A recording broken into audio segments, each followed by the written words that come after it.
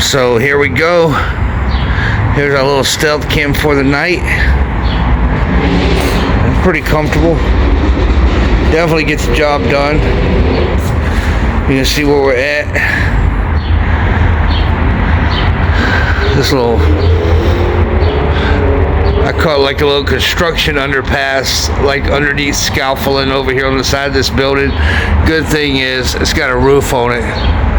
So if it starts raining at any given point during this challenge, I know where I can come and set up a camp. I know I can get out of the elements and be relatively safe any given day in the afternoon, because I don't think there's any housing authority, people roaming around after 2, 3 o'clock. You're probably somewhere else doing something else until the next morning, any given day, 8:30, 9 o'clock. So this is definitely our camp for tonight. A real rugged little cowboy camp.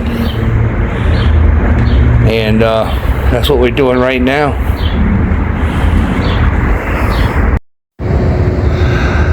I'm here on the roof of my good friend's building, downtown Manhattan. As what you're looking at down there is downtown Manhattan, the Freedom Tower, Wall Street, all that's down there. Wall Street's probably the biggest crime street in the entire city of New York. Who knows how many old ladies' pensions been swindled right out from under them because of the slick willies down there. And honestly, after being here for like a day and a half, 2 days now, I can tell you that the streets of New York is probably safer than it's ever been, comparatively speaking, like it was 30, 35 years ago when I first got to the city.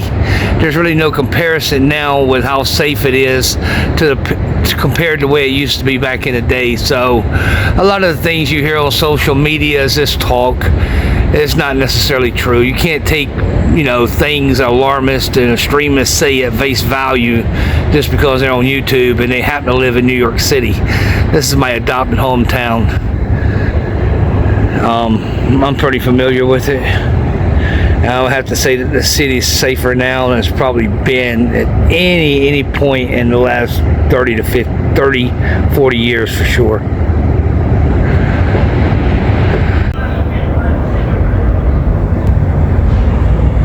For the time being, and what I consider to be a little oasis of a park, right? I've been coming through here for years, and it's in what is otherwise an actual pretty busy part of East Houston Street, which is right out there on the other side of that little, that fence there.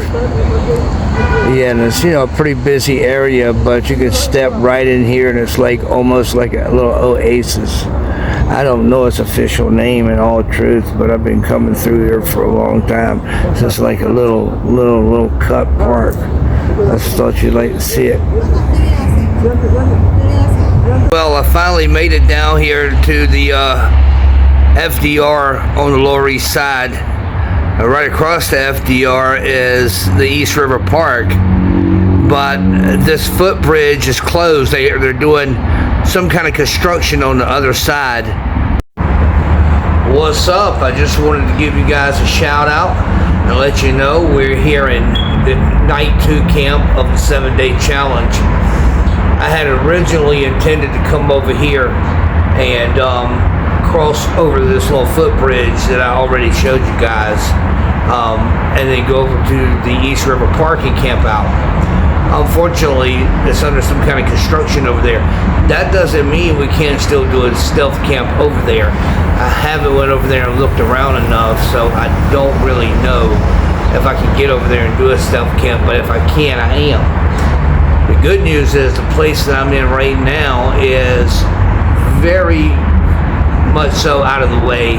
It's covered in case it rains, so that right there, I know where I'm coming back to if we get a rainy night during the course of the 7-day challenge.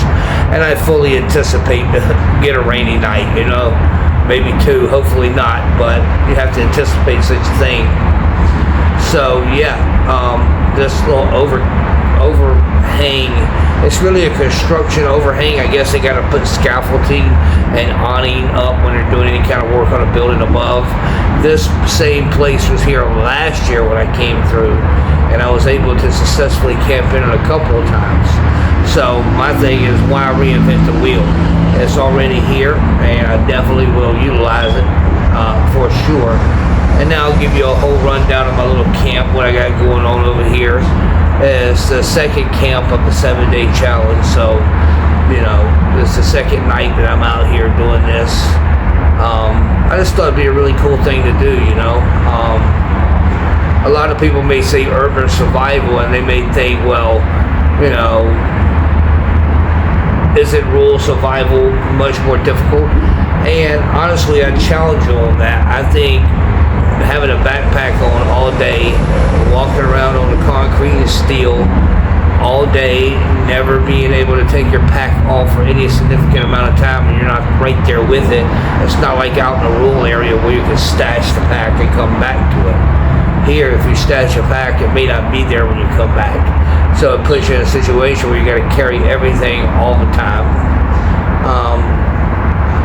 It's pretty significant, when you're talking about walking around on consistent concrete and steel, because concrete's much harder on your feet than, say, consistent soft soil.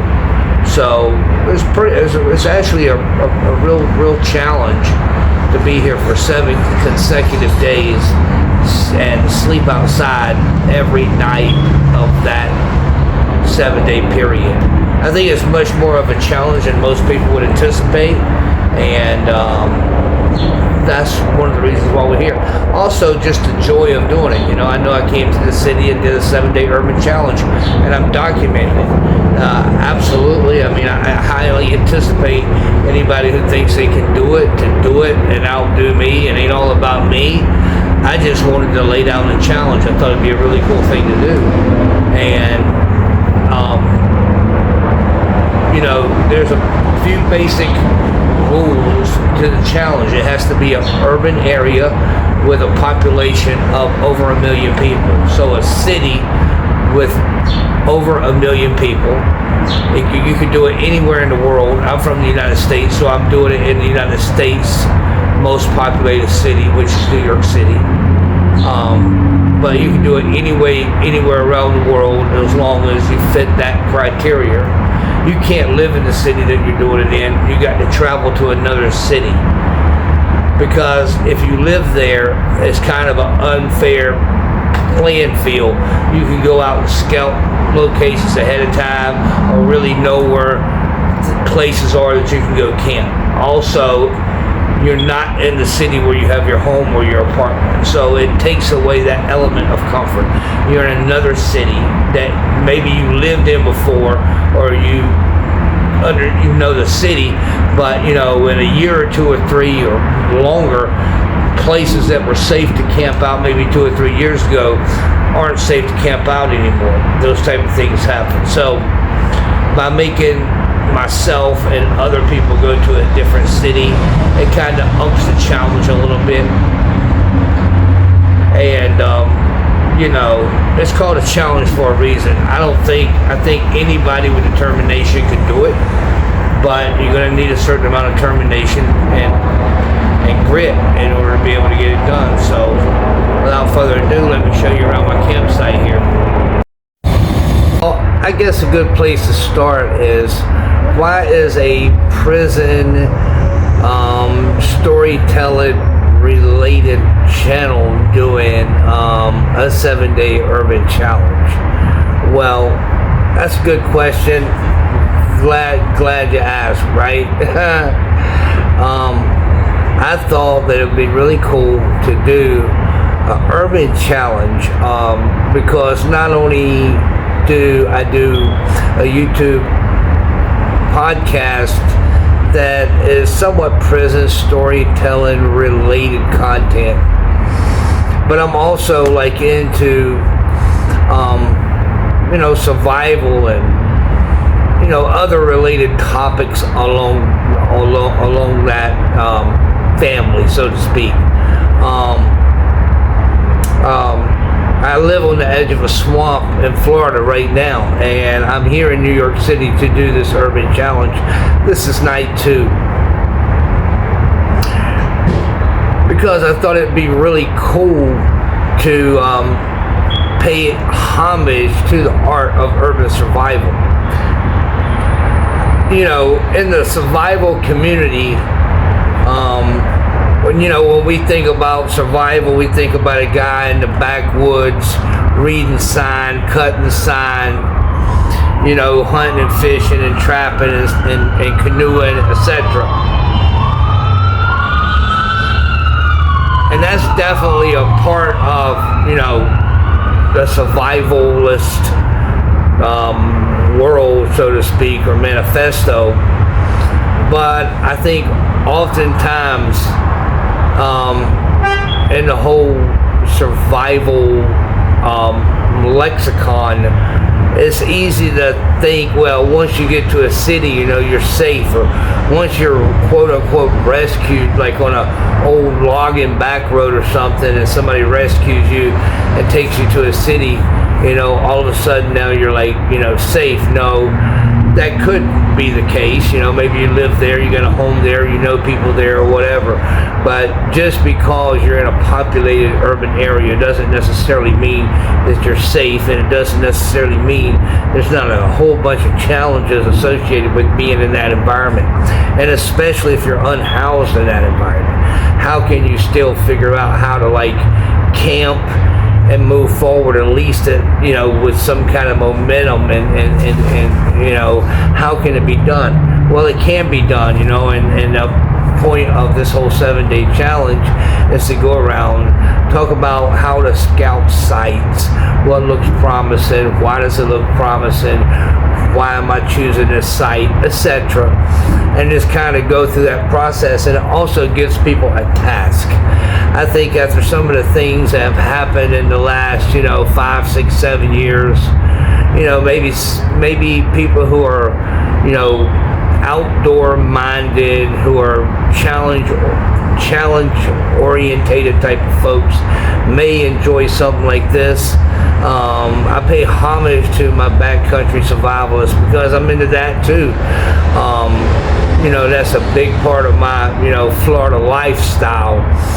Kayaking, camping, etc.